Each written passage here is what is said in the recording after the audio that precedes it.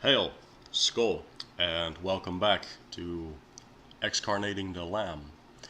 I had actually planned on making a follow-up video for this series. This is actually also part of the reason why it's taken me a while to upload a new video, because I felt the need to, as I did with the denunciation ritual, to first experiment on myself, to see the results of the ritual I had devised, the ritual that I had concocted to, well, unbaptize oneself. I mean, as I mentioned, I think there are many ways which one can, perform an unbaptism in. However, I have found that the ritual that I have devised and which I will be giving to you today is actually a very suitable, very powerful, and also very simple and affordable ritual to perform. So regarding this ritual, there are a couple things you will need. Probably the most expensive ones that you will be needing is a couple of herbs, a couple of chime candles, but other than that, it's a very easy to perform ritual. It's very simple. It won't require much attention to a lot of detail. But at the same time, I also am aware that in certain countries, such as where I'm originally from, the Netherlands, most households don't actually have baths in my country. So that is the only downside to this ritual. And I advise you to look for some alternative means of performing this if you are in any way, shape, or form capable of doing so. So that is the only downside. This ritual does use a bath. If you live in a country where that is a little less common to have a bath in one's bathroom as a standard package in one's house, yeah, that is the only thing that you would have to find an alternative for. Maybe you, I don't know a friend or something. But I will leave that up to you to decide. The ritual that I have concocted, the ritual I'm using, uses a bath. So with that said, the Elder Fufar Groen divination video on Tiwas has actually been recorded a couple weeks ago. However, there was some initiatory stuff that I had to deal with, some rites of passage into the third aid, into the rune of Tiwas, because Tiwas is a rune that requires self-sacrifice, justice, all those kinds of things, and I will be discussing these things with you guys in the video of Tiwas that I have recorded a couple weeks ago. So please bear with me. I finally finished all these things, and I will be uploading this video most likely in a couple of days from now after I uploaded this one. So no worries, Tiwas is on the way. It's already been recorded, it's already been edited. I just felt it wasn't right for me to upload it before I actually completed the initiation. So we will be moving on with the Elder Fufar. Again, no worries on that part. Now, as for the Unbaptism ritual, let me commence with getting on that. So before you commit yourself to performing this Unbaptism ritual, I highly recommend that you do the denunciation ritual first. And that you, preferably after you perform the denunciation ritual, that you wait at least 4 to 6 weeks until you commence with this particular ritual, which is the Unbaptism ritual. Now, why do I say that? For the very same reason that I have not been uploading for a couple weeks, and that is because every time I have performed rituals like this, there are things, sometimes even all the way from past lives, that have been released from my system, from my spirit, from my very soul, that cause a lot of energetic upheaval, disturbances, because you are, in essence, that's what this ritual is for, extracting the Christian essence, the quote-unquote blood of the Lamb, and all that stuff. You are drawing it out of you, because that's what this unbaptism is for. You are, in essence, first drawing out and then completely denying and removing and destroying the blood of the Lamb that you were bathed in the moment that you baptized yourself. In other words, you are extracting the Christian taint, or the Abrahamic taint, the filth of Yahweh. So why do I say 4 to 6 weeks? Because it partially gives you the time to properly go through that, to properly cleanse yourself from that on an energetic level. It will cause, as I have mentioned in the other video, physical symptoms. It will cause mental symptoms likely. They are all temporary. I can attest to that. I can attest to that from other people I have performed these rituals on. And it will also give the cords, the links, the contracts time to properly dissolve, to remedy themselves, to, you know, just properly, nicely and neatly cleanse it from your system. Because if you do it too close together, what is in essence is going to possibly happen is that you will overload yourself. It might in fact be dangerous to do these things too quickly in succession, due to the fact that your energetic body, your physical body, has its limitations. It has a pain and stress tolerance. And I would very strongly advise you, for your own safety, that you therefore space these rituals out.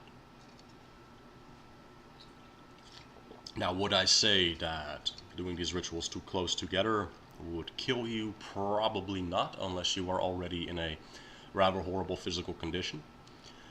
But I do feel that it could do some long-term, albeit very likely not permanent, damage. So if you are like me, you would prefer to, you know, do things thoroughly, do things cleverly, tactically, wait, bide your time, space things out a little bit. Now, with that said, let's proceed with the ritual, because other than this, I really don't have all that much to tell you right now.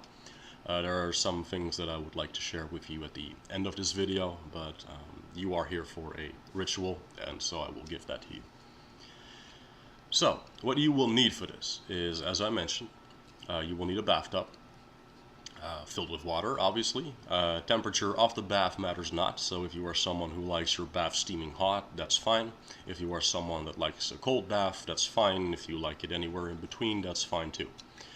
So, what you will also need is a ritual knife, a needle, or a one of those diabetes pricking tools that you prick your finger with to, you know, draw some blood. You can use like a little obsidian, like spear point, whatever. Just use whatever you feel is useful, what you feel is necessary to draw blood. And yes, this ritual requires blood, unlike the denunciation ritual. So, as I mentioned in that video, if you are someone that has had difficulties and issues with automutilation, that is self-harm, like cutting yourself and stuff like that, I would very strongly advise that if you really want to do this ritual, that you use one of those diabetes tools, and that you do not continue cutting yourself to, you know, avoid a relapse or whatever you want to call it. So why do we require blood for this ritual? Because we are in essence symbolically buying ourselves back from the blood of the Lamb. The unjustly and needlessly shed blood of the Lamb of Jesus Christ that is currently staining your essence. You are bathed in the essence of a murdered individual for the vain, haughty pride of an angry, vengeful, malicious, jealous God, being Yahweh. So you are buying yourself back from this tool of enslavement, from this filth that is staining your essence. That is what the blood is for. But more on that later. What you will also need is either Himalayan salt or black salt. So you can have black salt, like black Hawaiian salt, for example. You can have Himalayan salt. I personally did it with Himalayan salt. Himalayan salt is sometimes also referred to as pink salt. I would prefer if you use Himalayan salt because it is used as a purification tool a lot of the time. However, black salt can be used because it draws out negativity. It is a ward against negativity, and therefore can also be used to symbolize this particular function that this salt has, because the Himalayan salt is used here as a purification tool to draw out the impurity that has become part of you on so many levels due to your dedication and servitude to Yahweh. It removes blockages, it repairs holes in the aura and in other damage done to your being on any and all levels. So, how we're going to be using these ingredients, by the way, I will mention that in a little bit. So you will be putting the Himalayan salt in the bath, and use a decent to good amount in the bath. I would recommend using at least several tablespoons. So if you just, put your hand in the bag and just like royally sprinkle it across the bath, that should do it. So the next ingredient that we are going to be using in this bath is frankincense. You can use this in either resin or essential oil form. Now I would, because we are putting it in the water as well, recommend that you use the essential oil version. I personally did not have this on hand, so I just put the resin in the water and basically just like crumpled it between my fingers once it was wet enough, and it starts releasing a little oil and stuff like that, and that was enough for me. However, if you want to do it a little more appropriately, I would suggest that you use the essential oil. So what is the frankincense oil or resin used for? It is used to re-establish properly your connection to your own divine soul. It is used to reassert and reclaim your will, as was previously taken from you by your dedication to Yahweh. It also serves as a grounding influence, and it helps to counteract the often unnaturally high vibration emanated forth by the Abrahamic spirits, entities, etc. I've often seen, as I've spoken at length about the nature of angelic beings in, I believe it was part 2 of this series, about how I have often noticed that Yahweh's angels, or quote-unquote angels I should say, often have a very unnaturally sharp, unpleasant, high-pitched vibration compared to angels who stem directly from the source itself. These beings, they often to me feel hard, cold, and crystalline in their vibration. It is a very high vibration, but as I have also discussed, high vibration is not necessarily something that I view as good, and nor is very low vibration obviously immediately bad. So compared to a quote-unquote source angel, or an angelic being who stems directly from the Creator, their vibration is rather unpleasant, and oftentimes I've noticed that after I have done these rituals, being near Christian stuff, it gives me... It kind of gives me headaches, it is very unpleasant to be around. It is very unnatural, very unpleasant. It is nasty to be around. It is not a calm, gentle background hum or melodic tune like I have often like I often feel from source angels, as I call them, or again, angels directly from the Creator itself. So there is definitely a very noticeable difference to me, and that's why I'm saying adding this ingredient, because it also has a grounding effect. That's why I feel it is good to add this to the bath, because it will counterbalance some of the nasty effects, the nasty temporary side effects that you will maybe, possibly, perhaps, likely will be experiencing as part of this ritual. Now the next thing is bay leaves, preferably dried. They are used as a symbol of victory over the repression of the Abrahamic faiths and the ones who tyrannically oppress mankind. They also represent your freedom of expression in whatever manner you see fit, free from restrictions and nonsense, as well as the unnatural oppression laid out by the Abrahamic faiths.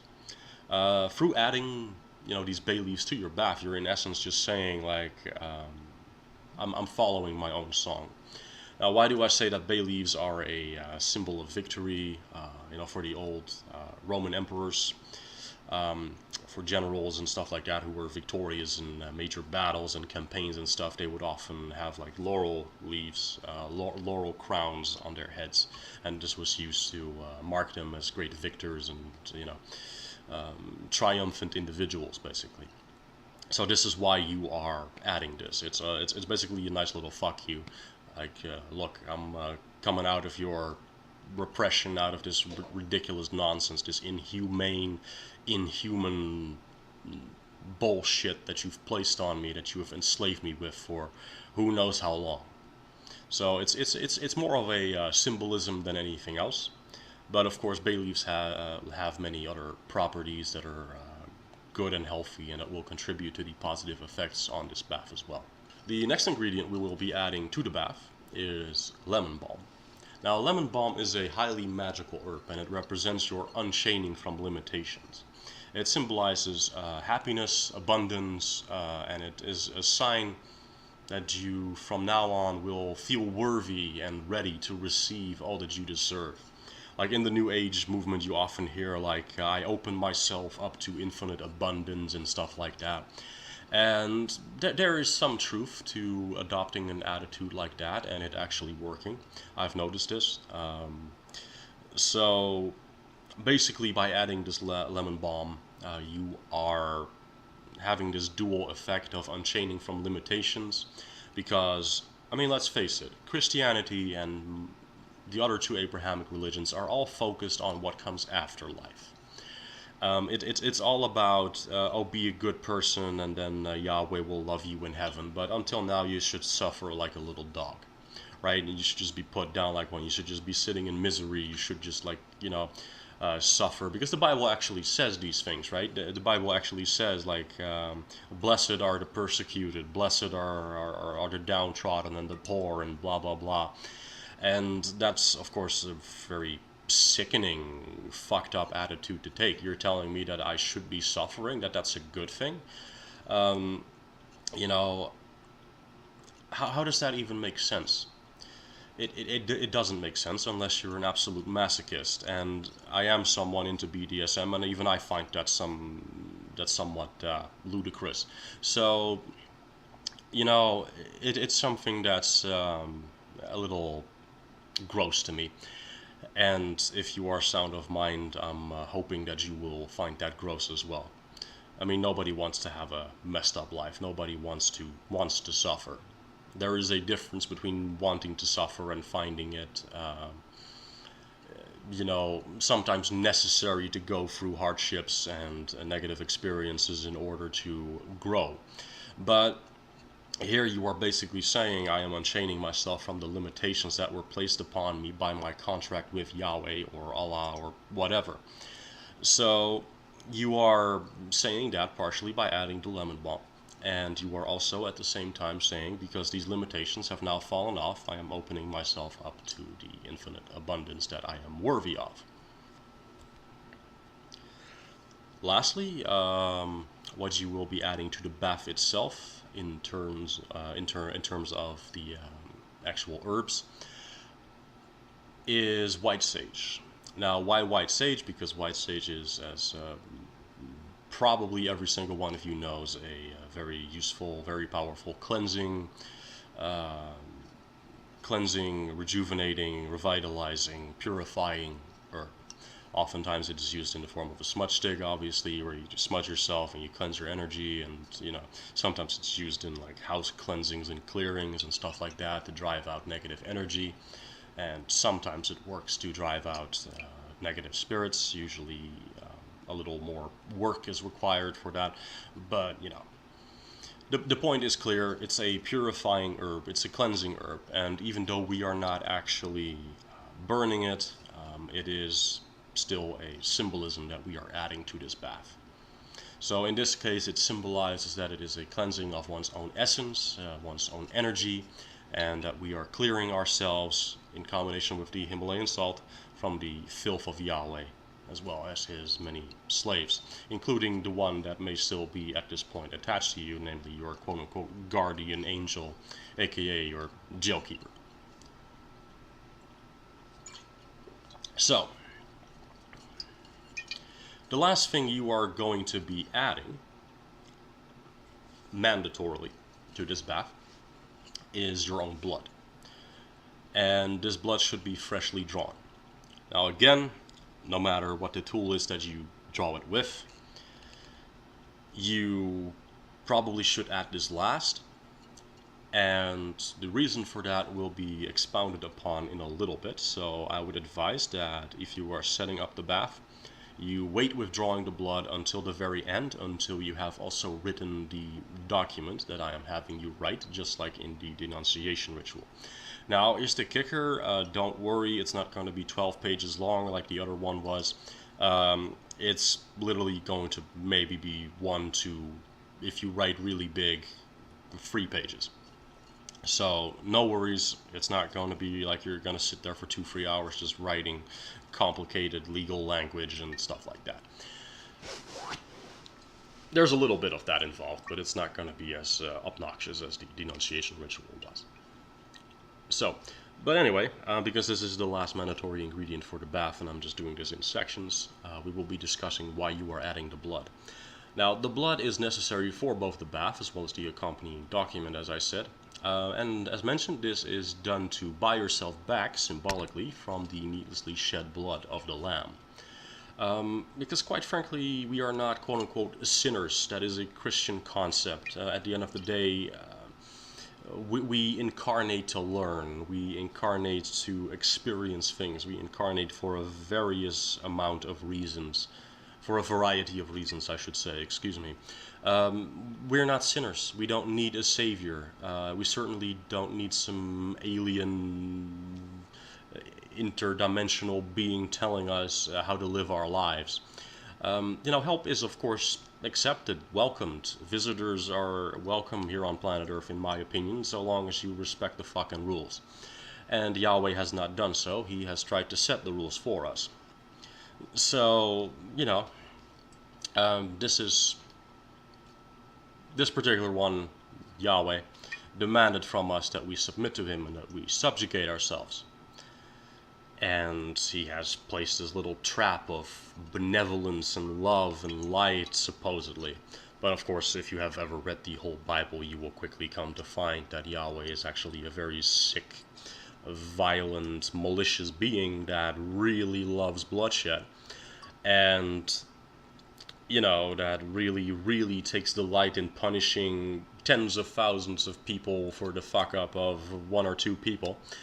Stuff like that. So he's not exactly a very just being. He's not a nice guy. He's not a benevolent deity. He's not a benevolent God.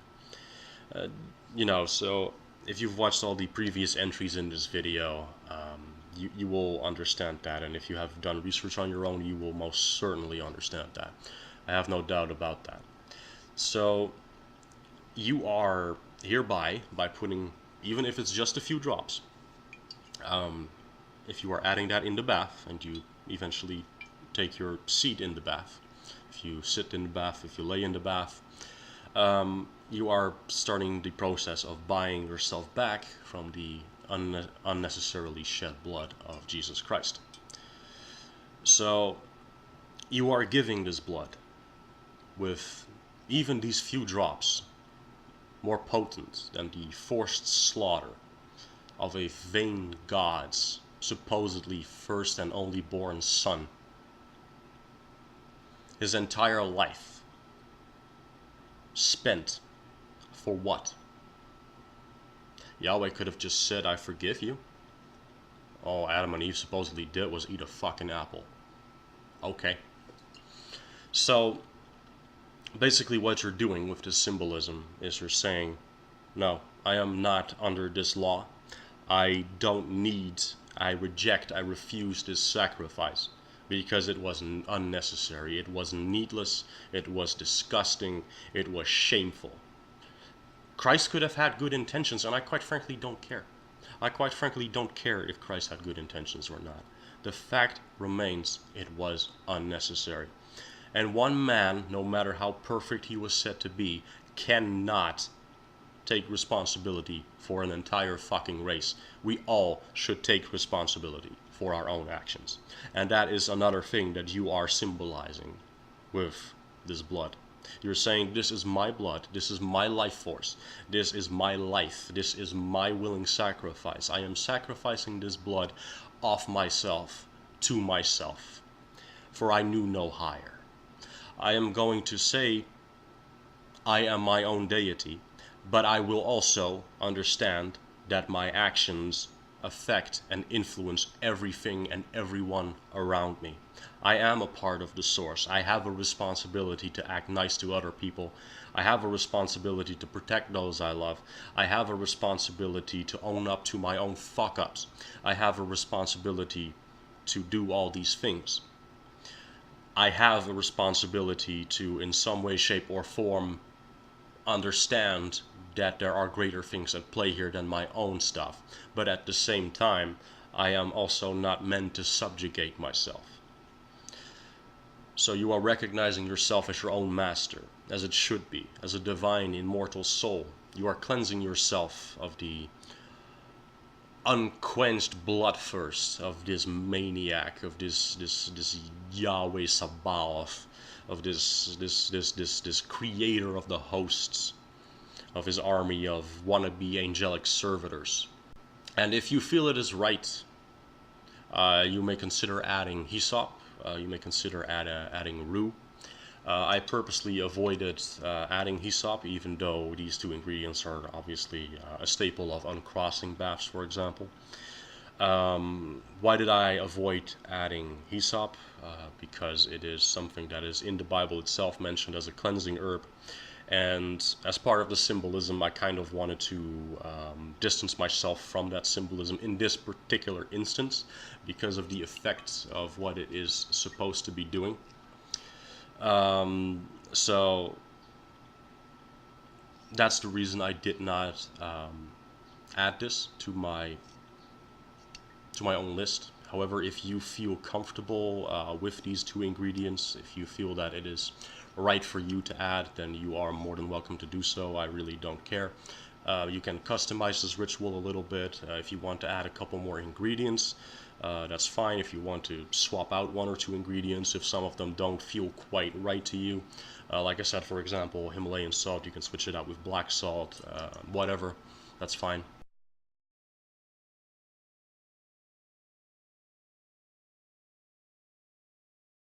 Outside of the bath itself, what you are going to be needing, and I will be showing a diagram after I run through this particular section so that you kind of get a rough idea, rough understanding of the layout.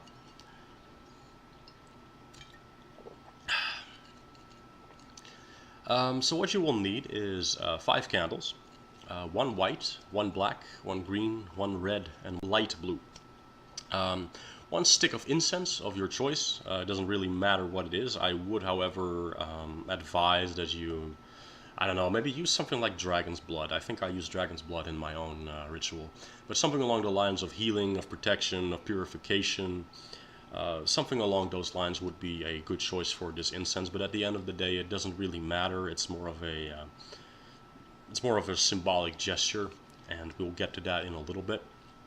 So you will want a cauldron, cast iron cauldron that is, or some other method of burning your document that you are going to be writing. So if you were taking a cauldron, I would advise at least a cauldron that has a 6.5 inch inner diameter.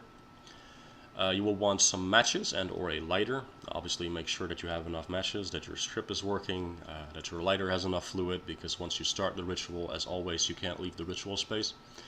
You will want, just to be safe, roughly half a dozen pieces of paper of 8.5 by 11 inches. So just regular printer size paper. One pen filled with enough ink to complete the document. Preferably you are going to be using black or red ink, but if you really have no other option, blue is fine. The ritual arrangement, you're going to fill up the bath. You're going to add all the ingredients, except the blood. So that is, just to give you a quick rundown again, let's run through my list here. You are going to be adding the Himalayan salt, the frankincense, whether that is essential oils or resin, doesn't really matter. Instead of the Himalayan salt, as mentioned, you can use the black salt, that's fine. You are going to add the dried bay leaves, or preferably dried bay leaves. You can use non-dried bay leaves, that is fine theoretically.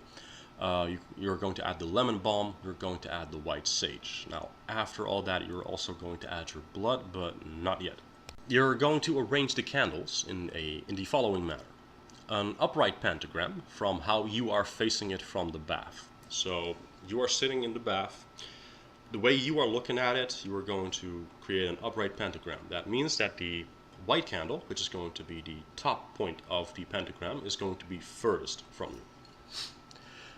So, you're going to put the white candle on the top. This represents your soul, your spirit, and these are exerting its will and ultimately reclaiming what was previously given away. So it starts at the soul, it starts at the spirit, and it ends with the soul and the spirit. Then, on the bottom left, so the lower left point of the pentagram, you are going to add a red candle. Now, the red candle represents your blood. It represents your passions. It represents the things you like and want to do in your life. And it represents, of course, that you are going to pursue these things. So imagine every time that you light a candle, I first recommend, by the way, that you arrange them and not yet light them. Just make sure that the whole arrangement and setup is properly done before you start lighting them. But once you light them, you're going to imagine like a line forming from one candle to the next. So in this case, from the white candle to the red candle. And then in the top right point of the pentagram, you will be placing a light blue candle. Now, light blue is obviously a color often associated with water. In this case, it's a purifying water. These are the purifying waters in which you will bathe. In other words, this represents that your spirit and soul have given instructions that your blood is to be cleansed, purified, and filtered, and that it will be removing and destroying the Abrahamic taint that is currently residing in it. So it will draw out the Abrahamic and Yahweh filth that has been tainting it, and it will be drawing it out from its very essence. And again, imagine that line being drawn from, in this case, the red candle to the light blue candle. So next, in the top left point of the pentagram, the green candle should be placed and consecutively lit. This is to symbolize that you open yourself up to true abundance, to claim your right to enjoy all that the universe has to offer without the perverted, unnatural, inhumane inhibitions and restraints that the Abrahamic faiths bring with them. Like, you know, you can't enjoy sex, you can't enjoy this, you can't enjoy that, you can't do this, you can't do that. Even if things are completely harmless to everybody, including yourself, all these nonsensical rules, these unhealthy restraints that are literally just designed to make you miserable and thus feed Yahweh. These things are all going to be stripped away, and you are going to make this statement, as we have actually also already done in the denunciation ritual, but we are reinforcing it here through this particular ritual. We're now saying, see, I'm opening myself up. I welcome abundance, because green is obviously the color of abundance, of wealth, of finances, and all that kind of stuff. So, you know, all these inhibitions and restraints that Yahweh has programmed us with, our very culture is steeped in it. Sex is, oh, it's so taboo, and everybody should be protected from it. But meanwhile, we have movies where everybody cuts each other's heads off and blows each other's brains out. But that's perfectly okay to show your 12-year-old. But show some couple, you know, show some titties, and that's suddenly bad. You know what I'm saying? It's ridiculous. So, anyway. Moving on. Lastly, there is in the lower right corner of the pentagram, the lower right point, I should say, of the pentagram, there is the black candle. And the black candle represents A, the rejection of the unnatural filth of Yahweh, of the Abrahamic doctrines and faiths, and B, protection against it, because black is in magic often considered the color of protection. So, in rejecting its doctrines and convictions, you are in essence just becoming immune to its taint. I have actually very, very much noticed this. It's very interesting. I was watching a ghost show, just for shits and giggles. I mean, the acting is horrible. I really enjoy looking at the horrible acting and the cringeworthy special effects and stuff like that in ghost shows. But there was this one episode that I had watched a couple days before I had taken this bath. By the way, I took this bath a couple weeks ago.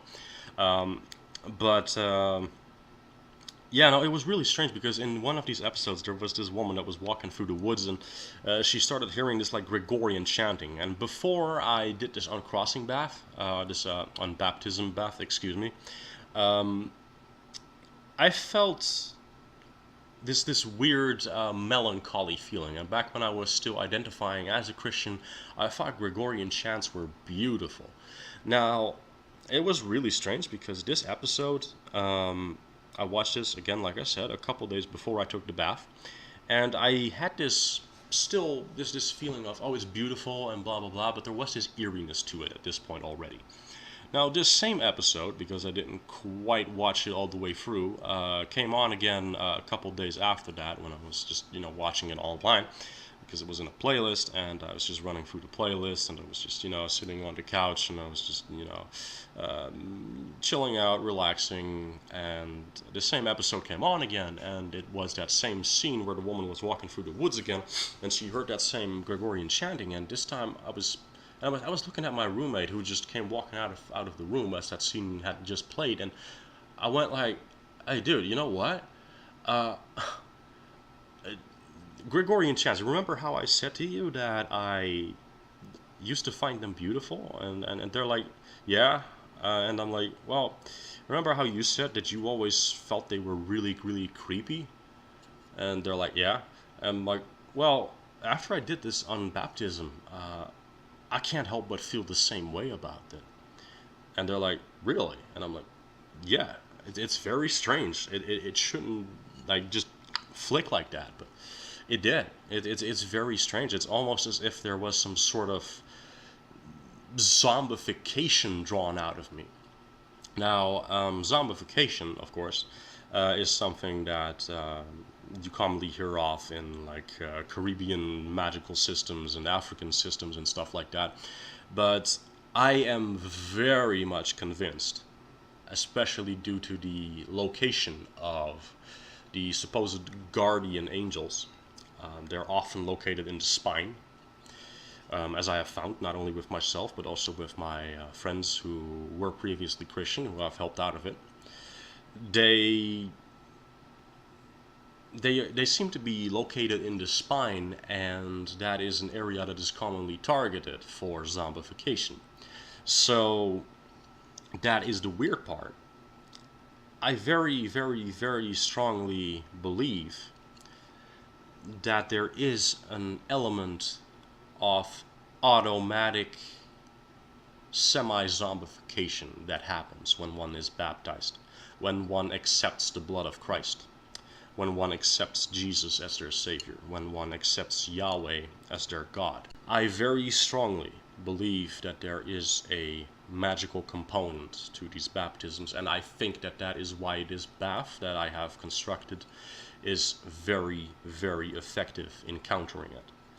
Because I am not kidding when I say that I was in excruciating energetic pain for a couple days afterwards. I was in excruciating pain, and I am not going to lie. I have to tell you, I was kind of crippled for a couple days afterwards. Now, of course, as I mentioned in the earlier videos, I have in my past lives, because this bath also addresses baptisms that happened through any and all past lives, not just in this life. because you're going to state that in the document that you're going to write, and that is your intent, that is your will that is being put forth, and so mote it be, as they say. So I got very high up in the Christian hierarchy, and I am very much convinced that the higher up you get, the more quote-unquote zombified you become. So I very strongly believe, because I started having like this really weird pain in my face, and I had my roommate, check my energy, and they were like, yeah, there is this really weird construct, and I, through my third eye, looked at it, and it was this, like, my roommate couldn't quite see it, and I looked at it myself through my third eye, and I was like, yeah, it's this gold plate, and it has some sort of weird, like, Enochian, semi-angelic language written on the sides of it. And that thing, it just started breaking apart, and I had like all these really weird feelings and pains in my face, and like my ears started hurting, and my eyes started hurting, and my nose started hurting, and everything just started hurting. Like the very evening that I had done that bath and I came out of it, I felt fantastic for about an hour after I had done the bath. And after that, I just started having pain.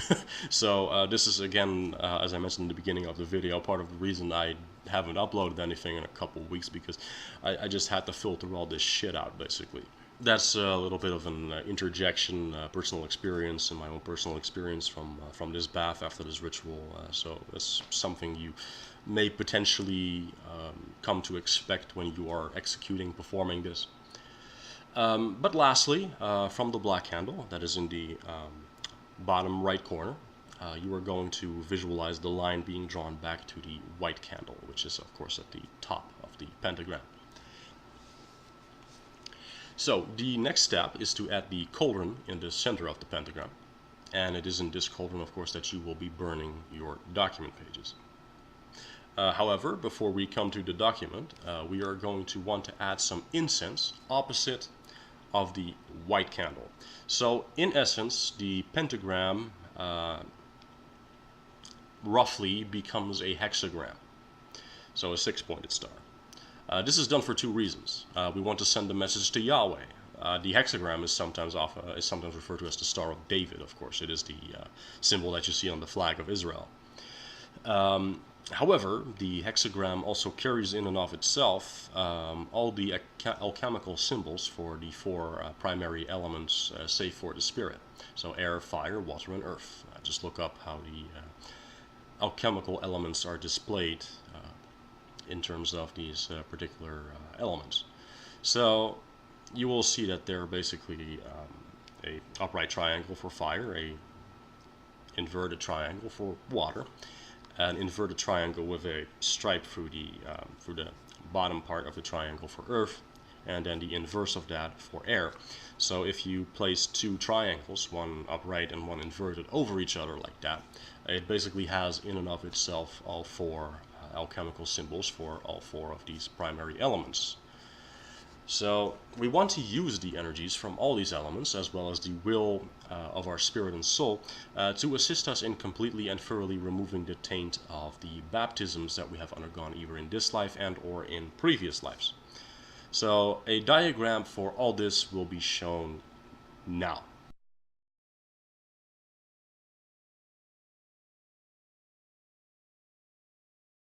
So, now that the majority of preparation is complete, we want to officially begin the ritual. Invoke and greet, whatever gods, goddesses, spirits you work with, who you like, who you think can assist with this, who you think want to assist you with this. Ask them for assistance, ask them to bear witness to the ritual of unbaptism you were about to perform, whatever. If you haven't already done so, please light the candle in the order specified, and then light the incense. So that's first the white candle, then the red candle, then the light blue candle, then the green candle, then the black candle, and then the incense. So before you take your place in the bath, you will want to write your contract. Don't worry, like I said, it won't be as long as the denunciation ritual one. So page plus the number of the page, just write page and then 1 on the first piece of paper that you're writing in the upper right corner of the first page, and then the second page is labeled page 2, page 3, and so on and so forth until you are done with your document. So the date of signing and burning, that is to say, if you are performing this ritual at 11:30 p.m. and you expect to be done by the 12:30 or something like that, however long it takes, you will want to write the date of the day you are done. So suppose right now it's the 28th of September, right?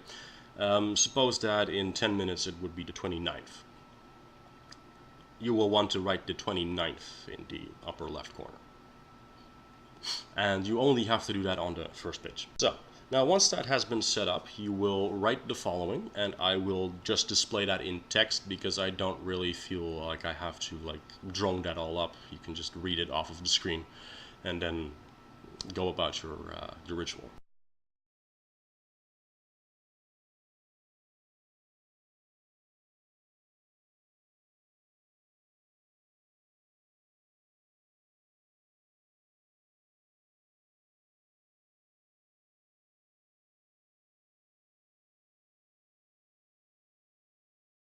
So, once you have all that down, you will want to put date of signing in the lower left corner of your current page, so the last page that you were on, and then fill in the date below it.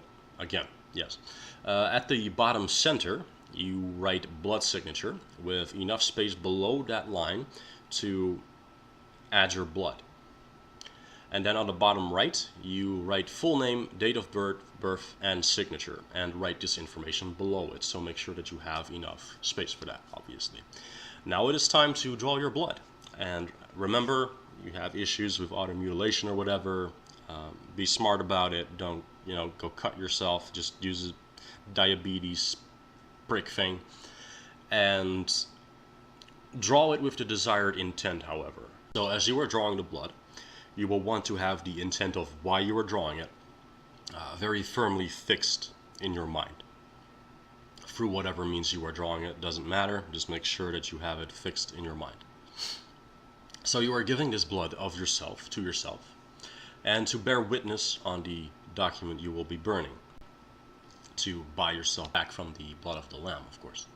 So you will first, I recommend putting it on a document, and then, just put whatever's left in the bath, and if you feel the need to draw more, by all means.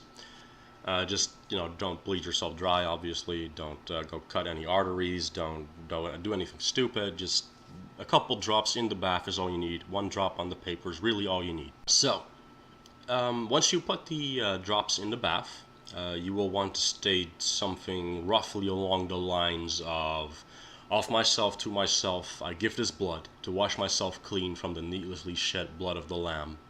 I am truly free.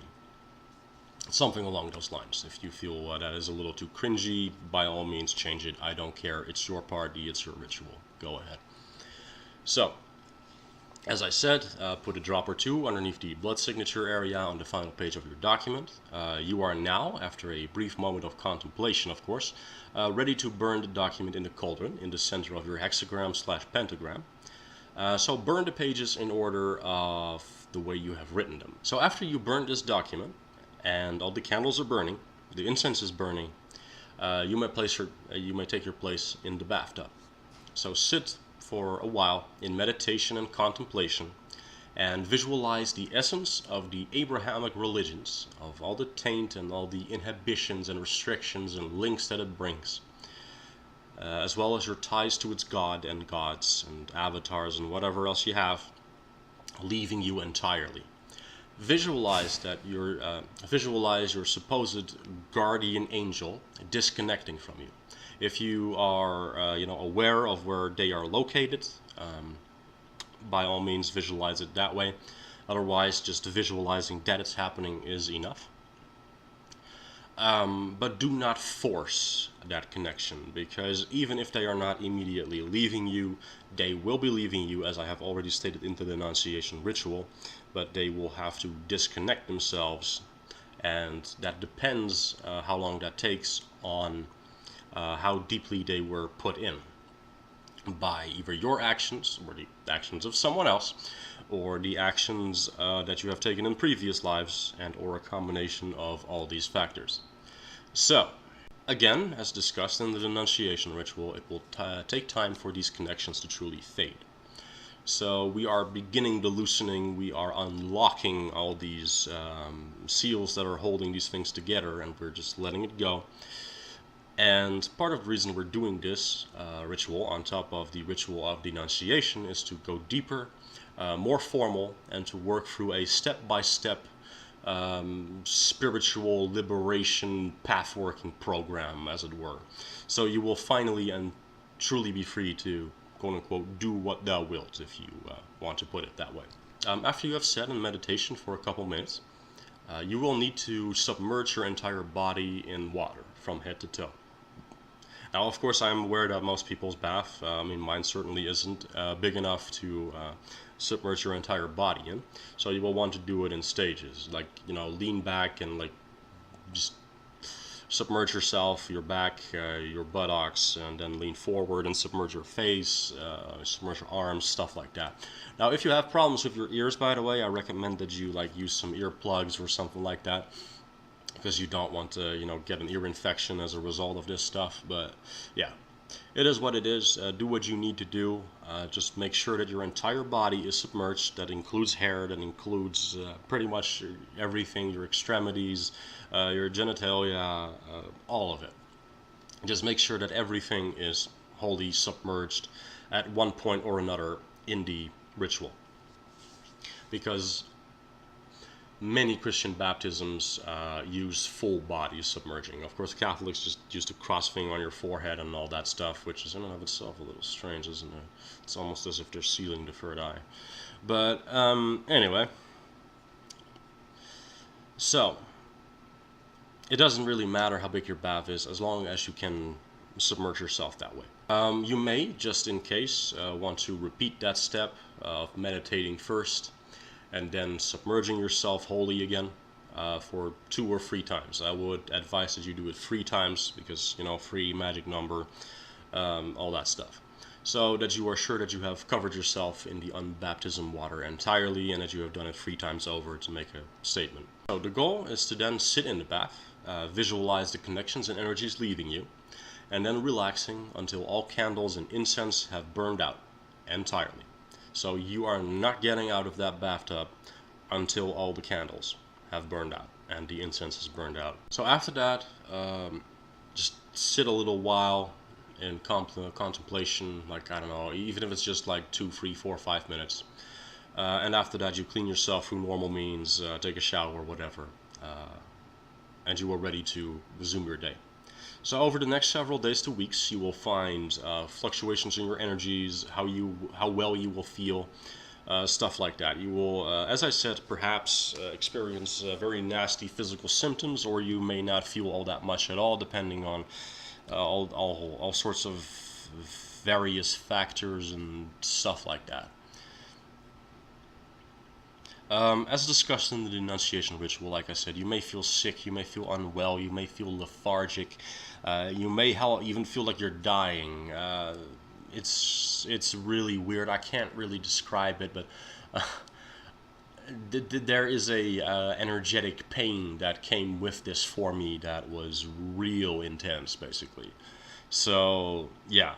There is a possibility that you'll feel very little to nothing. There is a possibility that you're going to be down for the count for a couple weeks. And it should not last for longer than 2-3 weeks, though.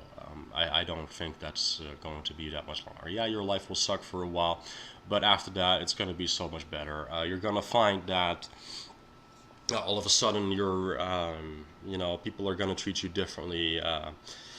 Although that's not always a positive treating differently, by the way. If a person is a Christian, and I have already noticed this, they're going to fucking hate your guts for no reason whatsoever. I have noticed this with a couple different people who were devout Christians who were not all that fond of me without even knowing me, whereas before they didn't really care all that much. So that is a friendly warning. If you don't care about that just like me, then great, more power to you. Brave man, brave woman, whatever you identify as. Wonderful.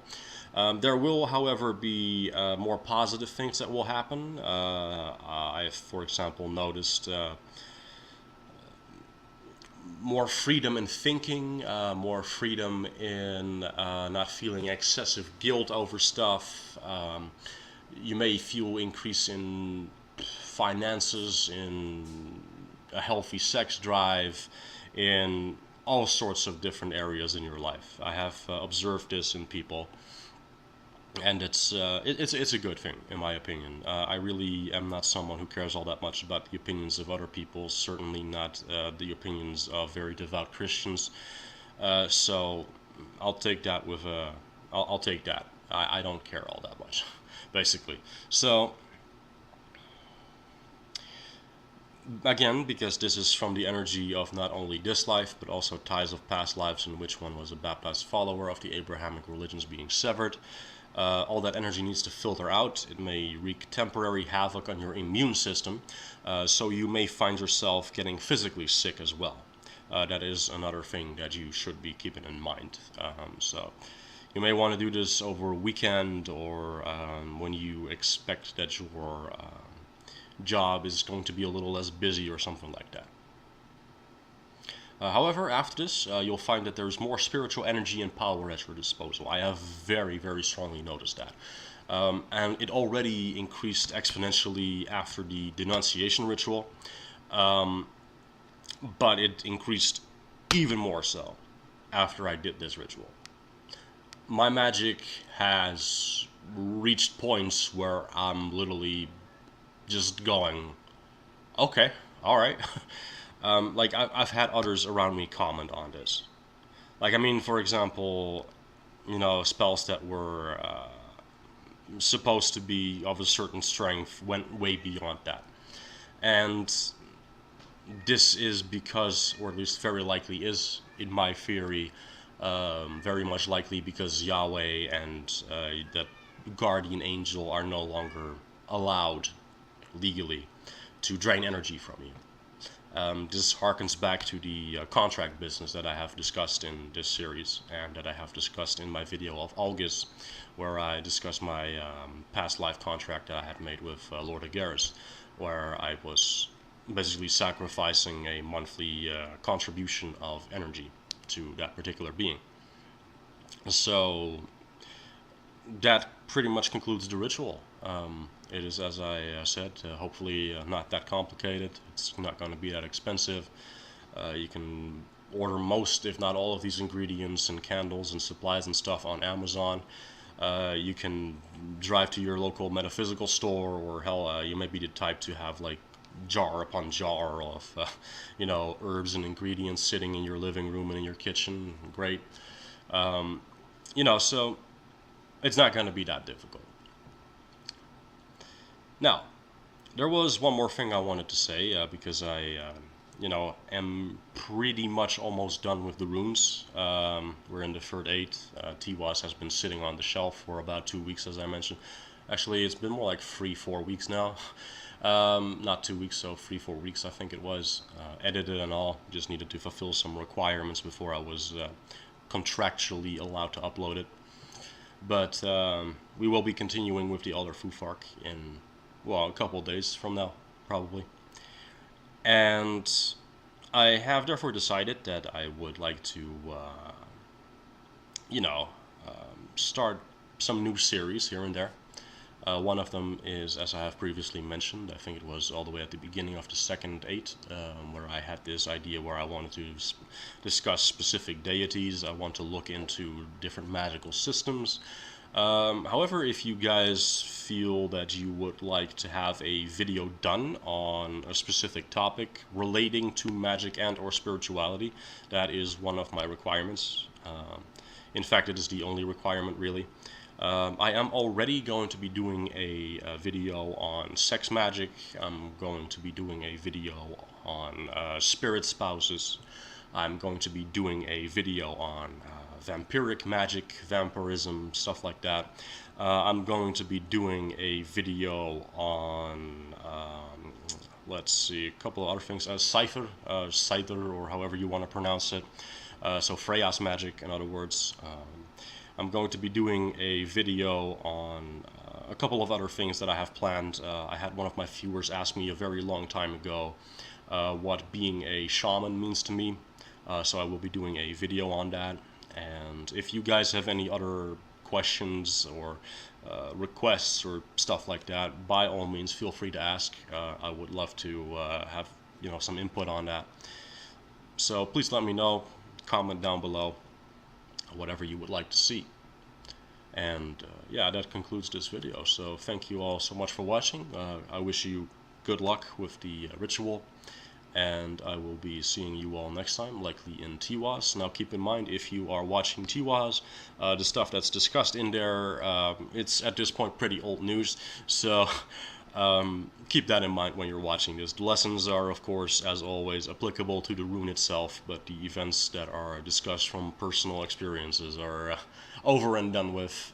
They're pretty much old news, so yeah, keep that in mind. Alright, so thank you all so much. Hell.